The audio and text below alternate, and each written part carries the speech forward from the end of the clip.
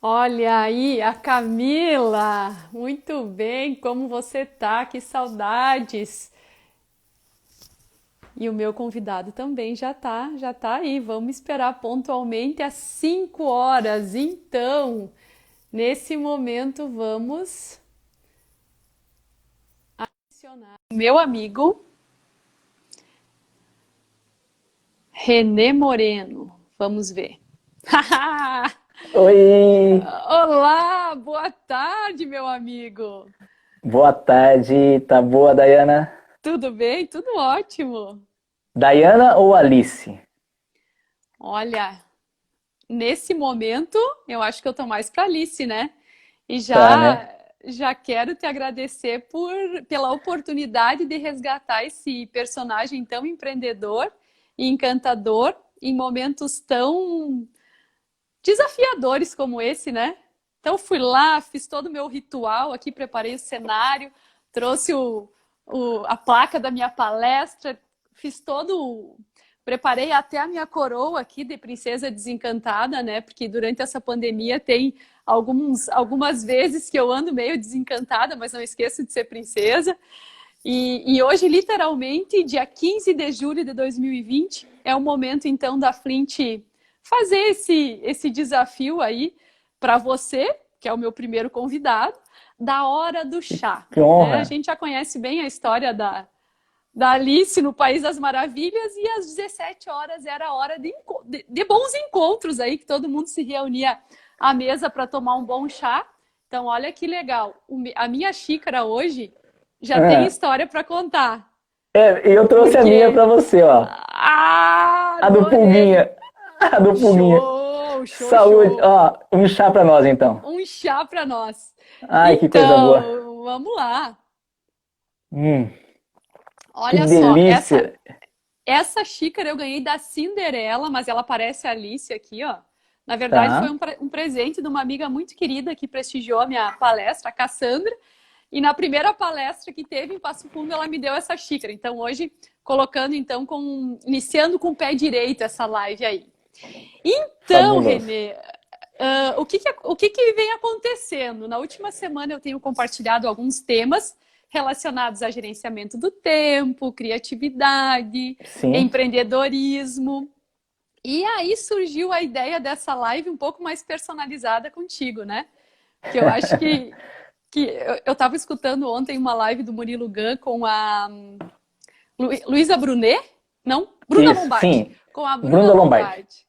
E ela falou que o momento, ele falou, né, que o momento seria de coragem, né? A palavra é se você vinha algum tempo durante a tua vida pensando em tirar uma ideia do papel, sair do armário, esse é o momento. Então a gente já fez isso antes, né? Você com o Peãocast e eu com a Alice. Então hoje os personagens estamos aqui para contar boas histórias. Eu acho que essa é a intenção. E para começar, né, eu trago uma frase do Chapeleiro Maluco que ele coloca assim: o segredo, querida Alice, é rodear-se de pessoas que te façam sorrir o coração. É só então que estarás no País das Maravilhas. Então, seja bem-vindo à estreia da Hora do Chá da Flint e a um pedacinho do País das Maravilhas, que é o lugar de cada um. Olha lá ele. O Show. Pulguinha fala um oi pra Alice. É um prazer estar Olá. aqui. Muito bem. Renê, então, Oi, vou apresentar o meu convidado de hoje com as minhas palavras, né? por Então, o favor. Renê, pessoal, o Renê, ele é escritor, ele é empreendedor, ele é palestrante, ele tem uma palestra com o título chamado Atrás de Cada Não Existe um Sim Esperando por Você. E quando você apareceu no quadro no passado do WTW, lá da hora do Hard Work Papai, do Murilo Gun, você foi um dos selecionados. Então, depois, se puder contar um pouquinho como é que foi essa experiência, eu fiquei muito orgulhosa e curiosa quando eu vi o peão subindo no palco. Eu falei, o que esse cara está aprontando? E foi uma surpresa para mim as suas palavras e o quanto tu trouxe a tua história, né? Contando da tua infância, dos desafios com a educação, tendo problemas com dislexia, com vários desafios aí que surgiram e você nunca desistiu. Então, atrás de cada não, com certeza existe um sim esperando por você. E você conseguiu abraçar isso, então já tem a minha admiração. Por isso, é meu convidado especial para hoje. Tá? Incrível. Tô orgulhoso. Parabéns mesmo. E eu acho que a vulnerabilidade que tu traz nas lives que eu venho te acompanhando, falando um pouquinho de períodos com depressão, né? Então a gente precisa também falar do empreendedorismo, não com aquele viés lindo de empreenda, tire sua ideia do papel e fique milionário, porque a gente sabe que como o nosso coração, né? A gente fala que coragem ela vem do coração, e coração ele tem altos e baixos, ele bate assim, isso é vida, né? Quando a gente tem altos e baixos, a gente está vivendo. Então, para te apresentar aqui, eu coloquei, olha, fez curso de empreendedorismo na China, acho que já faz 10 ou 20 anos isso, pelo que eu venho te acompanhando, defensor de escola pública. E para começar, Renê, antes de iniciar, todos os convidados desse quadro, eu vou começar com uma pergunta e colocando um pouquinho do motivo da Flint estar fazendo esse trabalho. Eu acredito que somos capazes de reerguer sonhos. E a Flint, ela dá uma ideia de luz. Eu sou a faísca, mas eu não acendo sozinha, e sim com o combustível certo, que inicia uma transformação. A live de hoje inicia com esse desafio. E eu quero saber quem foi sua faísca empreendedora em 1 minuto, e eu vou trazer essa luz através dessa faísca enquanto você conta a sua história. Você aceita? Tá aceito? Então vamos lá. A minha faísca foi minha mãezinha. Eu tenho vários exemplos dentro de casa, dentro da família, meu pai, enfim, mas a minha mãezinha, ela criou 11 filhos. Olha aí. Faz um print aí pra nós. É isso. Faz um print da tela. Que coisa mais linda. E a minha mãezinha, eu sou caçula de uma família de 11 filhos, então ela já empreendeu com 11, né? Já teve ali, só ali, o currículo dela já tá maravilhoso. Mas a minha mãe era muito guerreira, ela sempre apoiava estudo, acreditava no trabalho, e ela sempre foi essa pessoa que sempre via o copo metade cheio. Então ela vivia, né, sempre com limitações de alimentação, então tratar dos 11 foi muito difícil. Ela teve vários desafios, uma mulher de uma fé muito grande, mas uma empreendedora, mas era submissa naquele momento, então ela não conseguia comprar as coisas que queria, porque ela é totalmente submissa naquele momento. Então, ela não comprou as propriedades que ela gostaria, ela não avançou mais por esse respeito também que existia pelo meu pai. Mas foi a faísca, ela sempre acreditou, ela me ensinou a fazer um brinquedo que eu vendia na escola. Depois eu vendi, comecei a vender, mas foi um acidente, né? Que era um carretel que andava sozinho.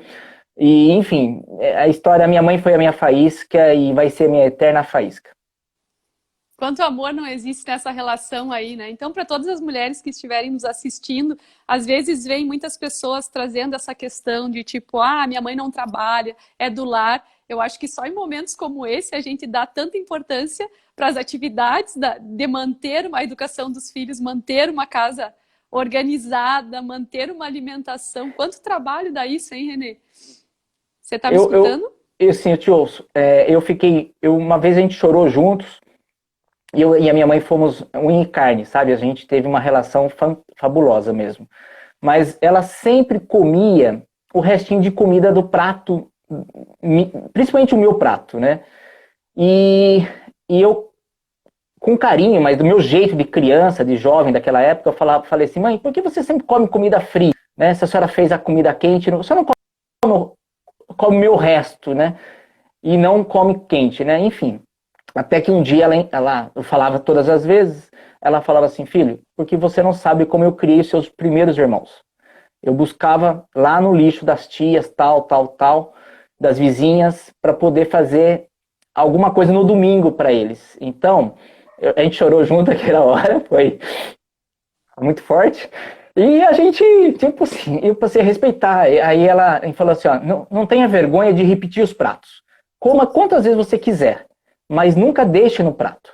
Né? Então, se você vai aonde você for na sua vida, quiser repetir, não é feio repetir. Feio é comer no prato e não comer tudo.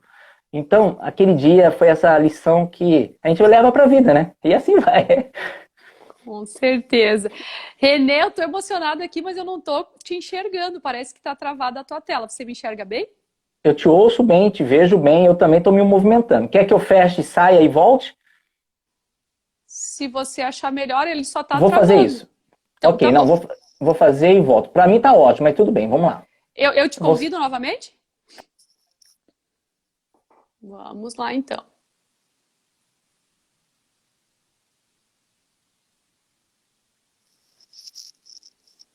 Muito bom. Voltei. Tô aí? Ah, voltou, voltou. Valeu. Depois de algumas lives, a gente pega o jeitão da Ah, coisa aqui. Como diz um amigo meu que doma cavalo, tá mais fácil domar um cavalo crioulo chucro do que domar a internet. muito bem. Muito legal. Já sou. E a tua mãe é viva ainda, Renê? Faz 21 anos que ela já se foi. Oh. Mas ela tá olhando por nós, essa faísca aí, que te trouxe valores tão importantes, né? E É, não, ela foi incrível. eu tenho um desafio aqui. Quando a gente fala de criatividade, tem uma pergunta que muda tudo. E a gente já vem falando um pouco, principalmente no curso Reaprendizagem Criativa, se a gente colocasse e se na E frente. se? E se? E se eu te perguntasse, e se você estivesse no ano de 2020 e caísse num buraco chamado planeta Terra? Nesse lugar, as pessoas usassem máscaras, elas tivessem medo uma das outras, elas fossem muito diferentes e houvesse uma crise mundial. De repente, você encontra Alice, uma história muito antiga, e ela te pergunta: quem é você, Renê? Sou um sonhador. Um sonhador que sou convidado a fazer coisas que muitas vezes eu não tenho resposta para mim. Imagina para quem está do meu lado. Gera confusão na cabeça de muita gente perto de mim. Mas eu parei de brigar comigo mesmo e sou um sonhador. Eu tenho fé e eu tenho certeza que o que eu faço é coisas boas.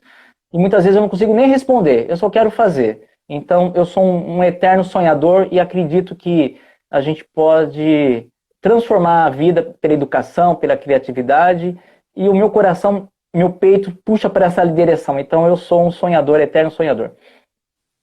Muito bem. Você fala muito sobre os temas atitude, confiança, autocrítica, né? Medo. Você colocou numa live com uma criança, aos olhos dos outros, você não sabe fazer, né? Mas você vai lá e faz, né? Você incentiva muito essa atitude da execução. E aí você colocou duas frases que eu quero te perguntar. O que você tem e o que você pode emprestar? Eu tenho sonhos de sobra. E o que eu posso emprestar é meu tempo. Eu estou aprendendo a ser um melhor ouvinte nessa quarentena, né? Então eu estou aprendendo a dar o meu ombro, a ouvir mais. Compartilha um sonho seu Eu quero conosco. ter uma escola técnica agrícola, de agricultura criativa. Uma escola rural, uma escola técnica de agricultura criativa. Nossa, e até quando você pretende concretizar esse sonho? Na verdade, era para estar começando alguma coisa em 2020. Então, está um pouco, vamos falar assim, falar em prazos, né? Exatamente nesse momento, mas eu espero que antes de, vamos falar, mais um ano pelo menos pela frente, alguma coisa aconteça concretamente. E o que você precisa hoje para esse projeto dar certo quanto antes? A estruturação desse projeto? O que você está precisando? Eu preciso do local, porque mão de obra, eu tenho, assim, a metodologia, falta o financeiro, que é o local físico para acontecer. E qual que é a área que você precisa? Eu quero que seja uma área de 10 alqueires no mínimo, porque eu quero que ela tenha autossubsistência, né? Que ela mesma produza, que ela mesma tenha vida própria, trazendo uma filosofia do Japão, né? Uma área pequena que possa ser produtiva. Por isso que a agricultura criativa. Com a ideia da base da escola de base, trazer escolas, essas informações para as crianças, né? Com esse propósito. Eu venho analisando algumas coisas, eu tenho pessoas da família que têm propriedades com esse perfil, mas envolve muitos outros herdeiros, outras coisas, então ainda está em processo. Enfim, hoje é espaço físico para fazer isso acontecer. E independente da região, hoje eu pego a minha mala e vou embora para a região, se surgir uma propriedade em algum lugar desse Brasil de Deus e a gente tiver que ir, a gente vai se adaptar. Olha só, Renê. E o que a China te ensinou? Eu fui numa palestra e eu tinha uma sede de aprender. E, de repente, eu saí, né, pelo mundo buscando informação. Eu sempre fui muito inquieto e não muito entendido pelas pessoas da família, e nem eu me entendia, né? Mas eu tinha sede de aprender. Eu fui assistir uma palestra, nessa palestra foi apresentado que existiria um curso fora do Brasil, que era um tour de 40 dias fazendo reconhecimento de empreendedorismo em vários países. China, Singapura, Hong Kong, Macau, enfim. Eu chego em casa e falo assim, olha, eu vou fazer uma viagem fora do Brasil. Todo mundo ficou feliz. Ah, que legal, que bom. Por onde você está indo? Vou para a China. Mas por que China? Por que não Estados Unidos? Tipo, era comum falar que ia para os Estados Unidos, mas China não. Exatamente esse ano, tem 25 anos que eu fui, vendi um carro, enfim, fui buscar o passaporte e lá fui eu. Eu fui conhecer os brasileiros da viagem no avião, ótimo, fui conhecendo, só que eu quebrei o braço 15 dias antes. Eu quebrei o braço que eu fazia umas loucurinhas de moto. E aí, quase que eu desisti da viagem por causa desse braço quebrado, mas assim mesmo eu fui. E esse braço me ajudou muito, porque um casal me adotou de filho na viagem, né? O Paulo e a Cleide, do Paraná. O Paulo e a Cleide Penac. E eles foram meus pais nessa viagem e tal. E aí, o que a China me trouxe, né? Não só, lá muita coisa, mas o grupo me trouxe. Eu era um jovem com 23 anos naquele momento, tinha primeira viagem fora do Brasil, e tinha gente ali com passaporte com 40, 50 viagens aos países, gente que tinha ido em alguns países 10 vezes. Então, assim, gente com muita experiência. Então, o network foi fabuloso. E aí a gente descobriu que, 25 anos atrás, o que ia acontecer no mundo em relação ao mercado, que a China ia dominar o mercado. Mas só que a China já tinha dominado o mercado centenas de anos atrás, já dominava o planeta em termos de mercadoria, inovação. A China sempre trouxe, só que por um momento ela ficou, né, a gente ficou olhando mais para nossa região aqui, vamos falar, o Oriente, né, o Ocidente, ficou mais olhando para o Ocidente. Mas o Oriente sempre teve esse domínio. E a China me trouxe essa expertise no sentido assim, eles se reinventam muito rápido, essa questão deles comerem várias coisas, né, exóticas aos nossos olhos, na verdade, porque lá na época, o governo, eles proibiram uma população comer carne normal, carne bovina, essas coisas, né, suína. E a população mais pobre, mais do interior, tiveram que aprender a comer esses insetos para sobreviver. Só que começou a ter comércio sobre esses mercados. E quando cresceu o comércio, a China abriu os olhos, falou, nossa, aqui tem um negócio. Aí eles começaram a legalizar o mercado, o que eles tinham proibido, depois legalizaram porque virou um grande negócio. Então tem gente que acha que eles comem por prazer. Não, eles comeram por necessidade, depois virou cultura. E não é uma coisa antiga, muito antiga. E eu fui nesse mercado, eu comi várias coisas ali no mercado, exatamente 25 anos atrás, né? Então você pode levar uma cobra viva para casa para comer, ou você podia comer ali, limpa ali na hora, igual se faz um frango numa feira, né? Então a China me trouxe essa reinvenção. E quando você passa por necessidade, você sabe aproveitar pequenos detalhes, pequenas coisas. Você dá valor para pequenas coisas. E eu acho que eles têm essa capacidade de se reinventar. Eles inventaram a pólvora, inventaram o macarrão, inventaram, sei lá, tantas coisas que todos nós usamos hoje, que, na verdade, assim, é um exemplo a ser seguido no ponto de vista como empreendedorismo. Eles são inovadores mesmo, eles são rápidos. Muito legal. 40 dias na China, então. A tua quarentena. Foi no total, né? A viagem total foram 40 dias. Eu fui preso na Tailândia. Eu peguei uma mototáxi, tinha o dia dos cursos e tinha o dia livre, né? Assim, aconteceram várias coisas nessa viagem. Mas aí tinha os dias livres.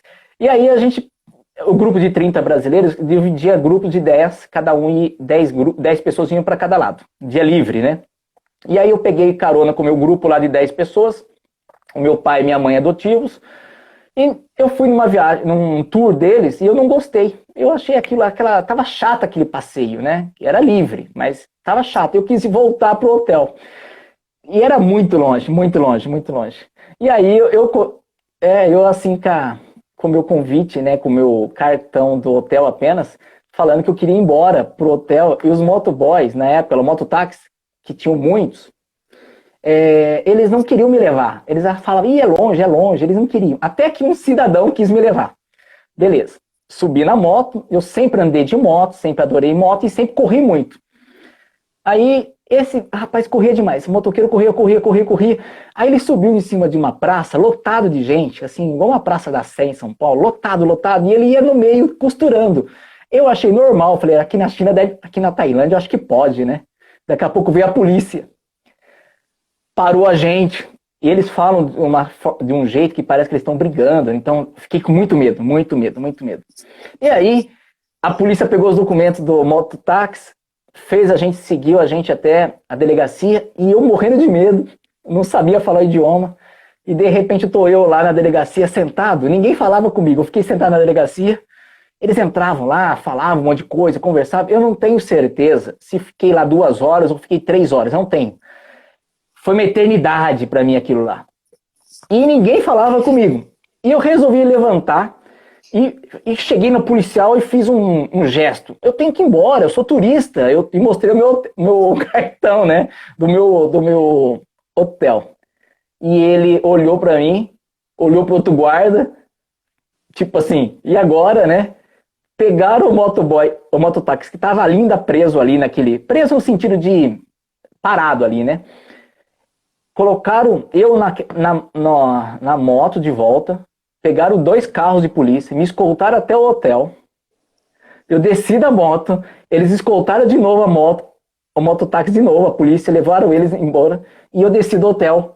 Eu olhei assim, falei assim, eu aqui tava dormindo nesse hotel, né, eu me senti em casa já, mas eu tremia, enfim. Isso foi uma das aventuras que eu passei ali, fiquei 2 ou 3 horas preso na Tailândia, sem saber exatamente o que aconteceu, mas essa foi a aventura. Sensacional, empreendedorismo tem isso, né? As pessoas, todo mundo fala assim, mas como é que você é tão criativo e inovador? Mas a gente busca essas viagens para inovar, para voltar, né, para a nossa rotina e procurar, de certa forma, inovar um pouquinho. A pergunta é, depois desses 25 anos, né, a primeira coisa quando você voltou da China, o que você fez? Como que você inovou a partir dessa experiência? Eu fiquei insuportável, né? Porque eu queria mudar o mundo, né? Porque eu estava acelerado, eu vim para uma cidade muito pequena, que tinham... os amigos não acompanhavam o que eu estava pensando. Eu tive que sair dali, fui para outra cidade, fui trabalhar, fui estudar. Vários desafios na escola, e eu naquele momento tinha 23 anos, e aí eu ainda fui trabalhar, eu fui correr atrás de coisas, eu sempre gostei, né, de aprender. Eu sempre trabalhei com vendas, então eu sempre me virei. Só que eu demorei 5 anos para decidir fazer faculdade, mas eu estava disposto a voltar a estudar, mas não necessariamente um curso superior, porque na minha cabeça não era a minha praia, mas enfim. Mas aí eu voltei mais decidido a estudar e entender mais a dinâmica desse mundo empreendedor, e na verdade eu continuo uma rotina. Eu sempre gostei muito do Sebrae, sempre acreditei na linha que o Sebrae contribui muito para o empreendedor, pequeno e médio empresário, né, empreendedor do Brasil, e segui minha vida. Você chegou a fazer alguma faculdade? Eu fiz Relações Públicas. Ótimo, muito bem. E você falou também numa live sobre essa questão da dificuldade do empreendedor de trabalhar em equipe, né? Eu quero saber como é que foi. Você já tentou construir uma equipe? Você conta com uma equipe? E o que a turma do Pulguinha te ensinou aí em relação ao trabalho em equipe? Eu tenho muita facilidade de montar equipes. Eu particularmente faço isso com uma certa facilidade. O que às vezes acontece que o empreendedor, eu acho que numa live que eu estava trocando uma experiência com uma jovem de 14 anos, eu acho que essa pergunta deve ter rolado ali, não tenho certeza, mas a mãe dela fala para ela assim, que ela é muito mandona, que os papéis estavam mudando, que ela estava parecendo a mãe, não a mãe, na verdade. Então, na verdade, eu quis confortar o coração dela que o empreendedor não é egoísta e nem tem intenções de andar sozinho. É que no início a gente quer compartilhar nossas ideias e nem todo mundo acompanha. E o empreendedor é o tipo da pessoa que não fica no meio do caminho porque as pessoas não apoiam, ele segue viagem. E muitas vezes você acaba passando por egoísta porque você não espera. Você troca uma ideia com alguém fala, não vou te apoiar, você não fica esperando, você vai embora.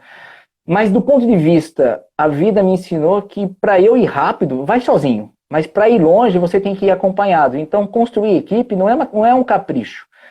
Compartilhar experiências, ter, né, essa conexão com outras pessoas de outros pensamentos. Isso é necessário para qualquer empreendedor para poder ir longe, porque é mais importante do que ir rápido.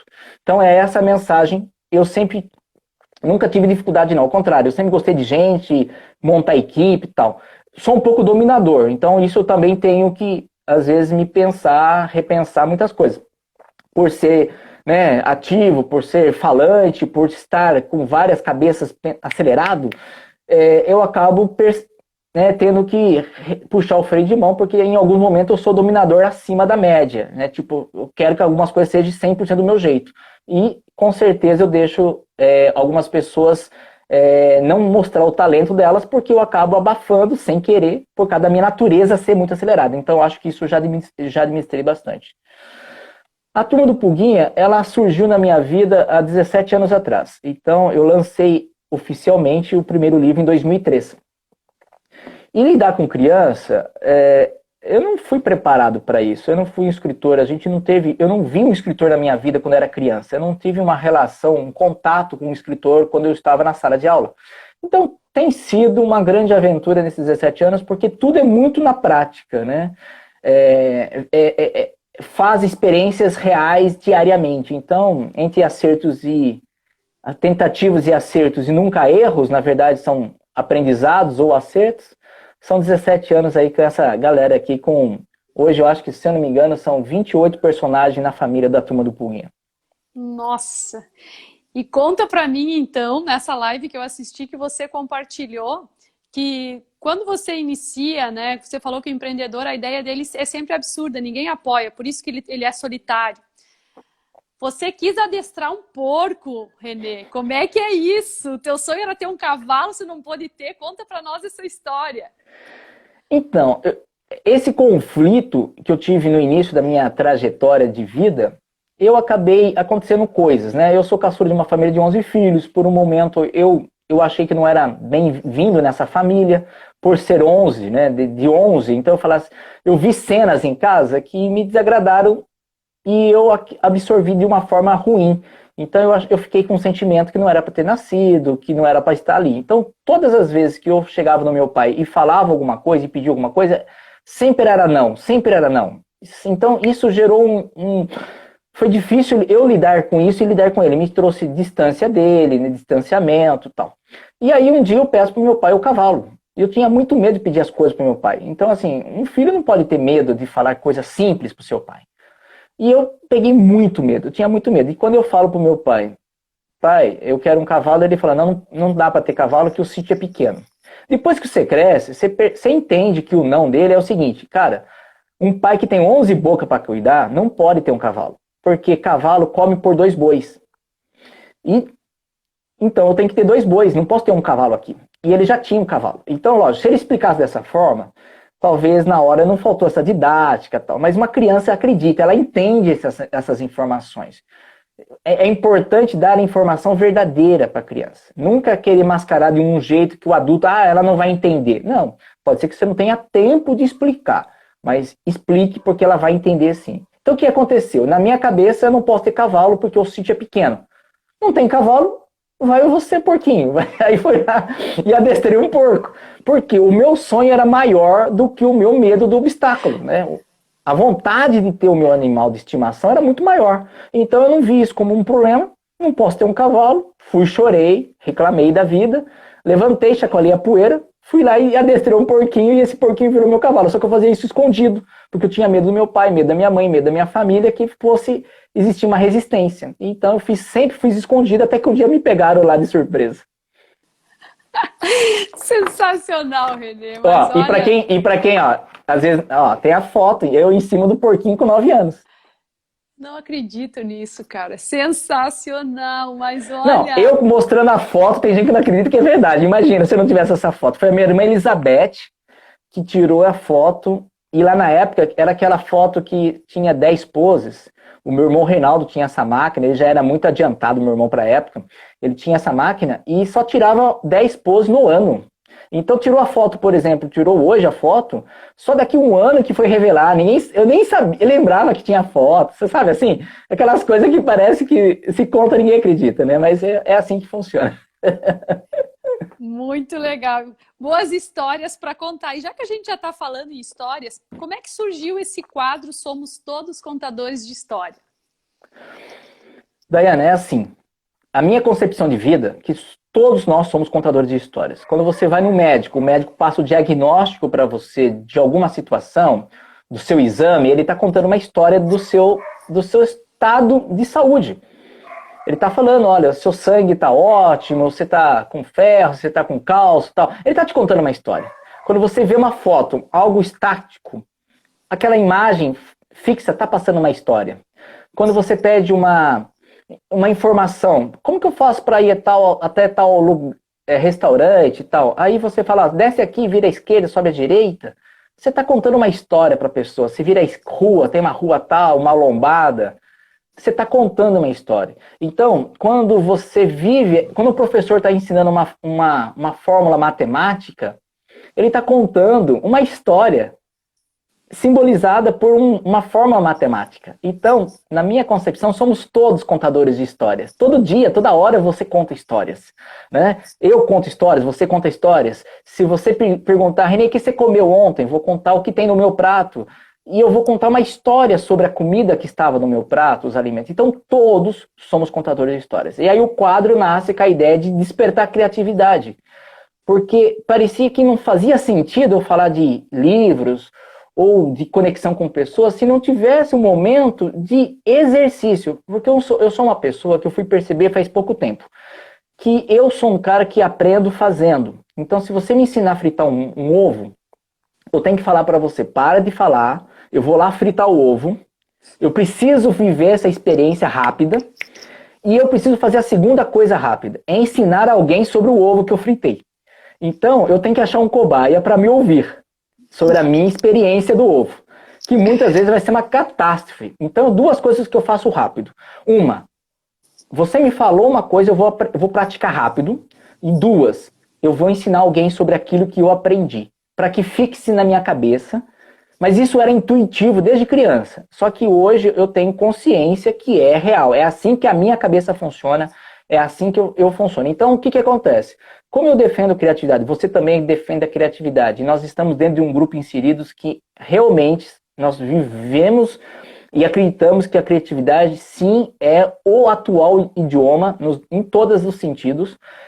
Não faz sentido eu falar de criatividade e não ter uma prática agora, né? No momento. Então, a ideia do quadro Somos Todos Contadores de Histórias é para que você exerça de alguma forma com o que você tem, com o momento atual, com as ferramentas que você tem. Com medo, vai com medo mesmo, exercer a sua criatividade. Foi assim que o quadro Somos Contadores de Histórias, que vira um e-book em 2021, está sendo reescrito pela professora Renata, uma coordenadora pedagógica. Ela está reescrevendo todas as histórias e vai virar um e-book para 2021, para ficar disponível. Somos todos contadores de histórias com essas mais de 100 pessoas que já participaram da história em 2020, que vai entrar para a eternidade da história.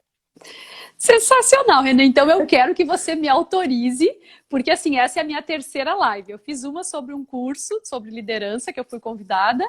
A segunda foi um convite seu. E graças ao quadro Somos Todos Contadores de História, eu convidei uma participante de um projeto Seja uma Faísca, que foi o Dia da Mulher em Passo Fundo. Foi com a Lara, uma querida da textilaria, que colocou a empresa na época de pandemia. Já aprendi muito, mas eu falei, faltou alguma coisa. Então, se você me autorizar hoje, no final dessa live, a gente já vai exercitar, porque eu vou copiar essa sua ideia sensacional. Pode ser? Não só autorizo, e eu já digo, já tenho outros colegas fazendo lives que já estão adotando o quadro, e eu fico feliz, porque na verdade não fui eu que criei. Eu falei, é uma faísca que deve ter vindo de outras pessoas com outras ideias, pode ser que não com esse formato, mas fico feliz de dar essa contribuição, porque está mais do que autoria. É um direito nosso a criatividade, e fico muito honrado que essa sementinha está se duplicando.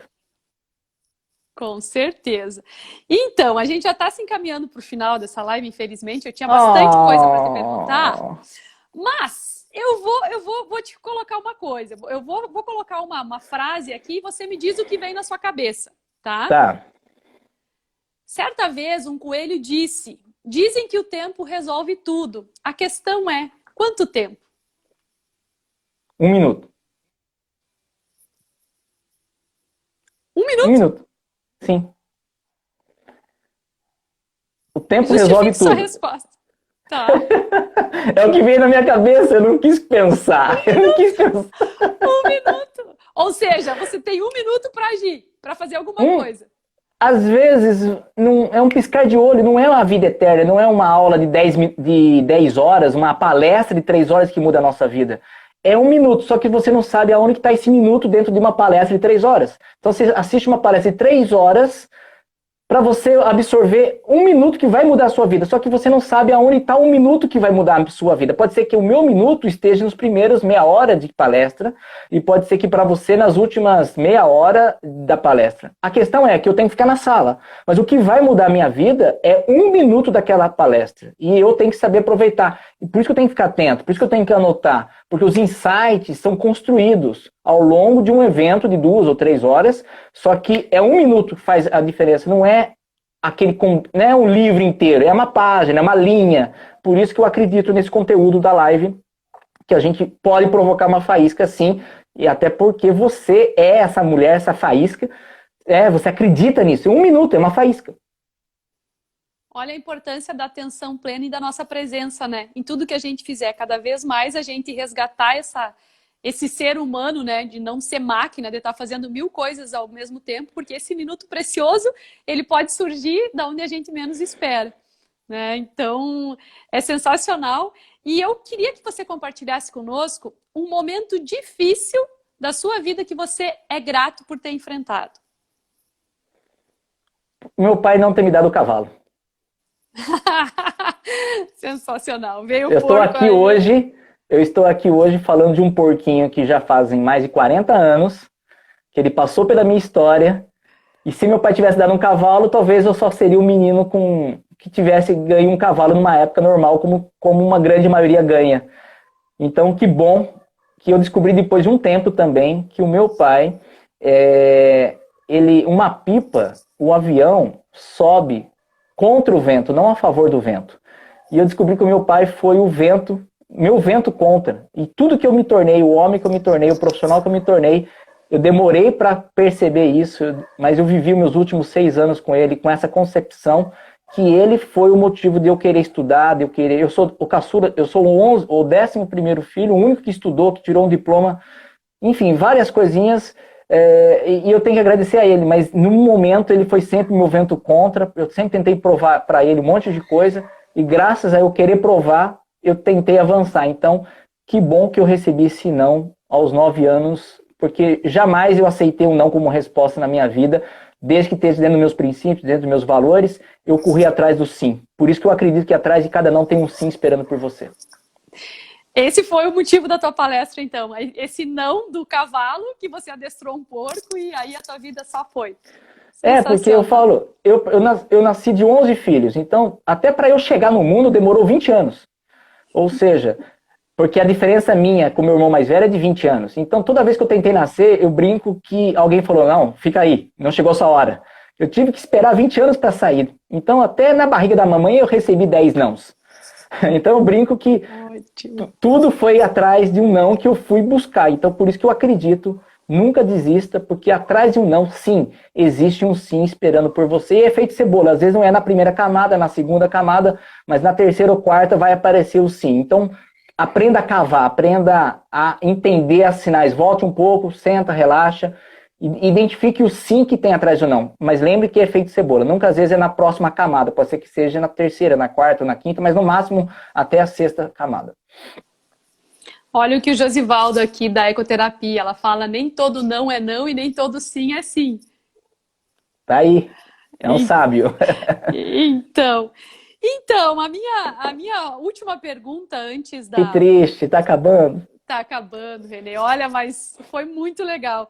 E eu quero que você compartilhe, então, de todas essas experiências aí que você teve pelo mundo, pela tua vida empreendedora, pela tua infância. Quais são os 2 pilares que ficaram, que você tem como norte para a sua vida? Assim? O que é mais importante para você? Fé e família. Os 2.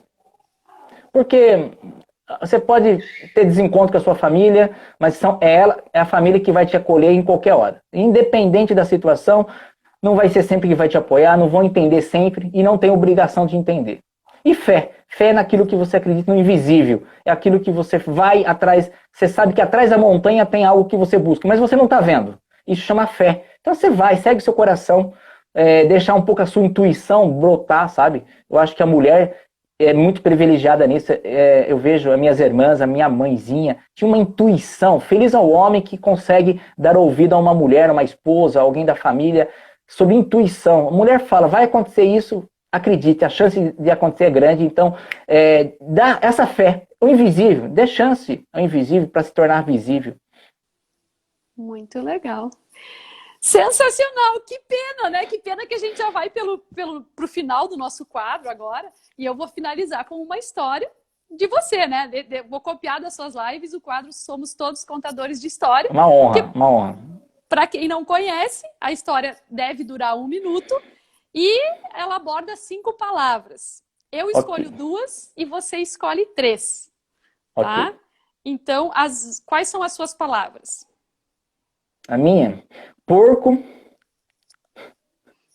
Tá. E disco voador. Eu só escutei porco e disco voador. Tem mais uma, né? Ah, eu sou 3? Você é 3. E chá. E chá. Muito bem. Então, vai começar. Você começa com a história com Era Uma Vez. E as suas 2 palavras para eu anotar aqui? As minhas são fé e família. Ah, fé e família. Que linda.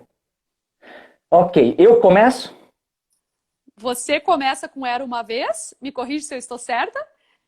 Eu começo a história e passo para você. E depois você passa para mim finalizar. Combinadíssimo. É isso? Você vai seguir essa linha. Você começa, passa para mim e você finaliza. Tá bom, aí você decide. A live é sua. Então, assim, vamos lá. Era uma vez um garoto deitado embaixo de uma grande árvore, linda, maravilhosa, que ele tinha um sonho, que era ter um cavalo. Nisso, ele estava ali passando um porquinho por perto dele e ele teve a ideia, já que eu não posso ter um cavalo, por que não andar nesse porco? Mas logo ele escutou o barulho, ele olhou para cima e viu um disco voador. E ele era doido por ET, ele achava assim, meu Deus do céu, um ET vai me levar. E ele ficou na dúvida, se ele tomava chá, ou ele pegava o disco voador, ou ele saía andar no porco. E aí ele pensou, o que a minha família vai pensar de tudo isso? E existia um personagem dentro do disco voador que se chamava Alice. A Alice, desse lugar que ela estava, ela conseguia ter uma visão diferente do mundo. E quando ela olhou para baixo, ela viu aquele porco e viu a família que era em volta acolhendo aquele animal.